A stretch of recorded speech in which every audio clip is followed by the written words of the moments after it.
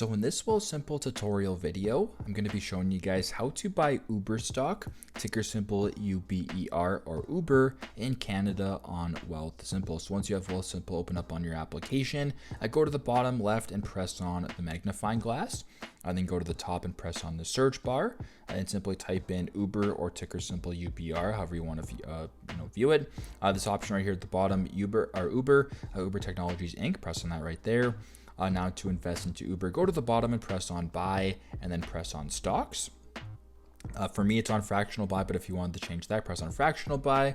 You can change that over to market buy, limit buy, stop limit buy, or recurring buy, whatever you guys want. But for this demonstration, we're just going to go ahead and press on one for the amount of money we want to invest into Uber. Now, keep in mind this is in USD, not CAD, so there will be a conversion as well as a slight fee during this transaction, but press on continue once that is done.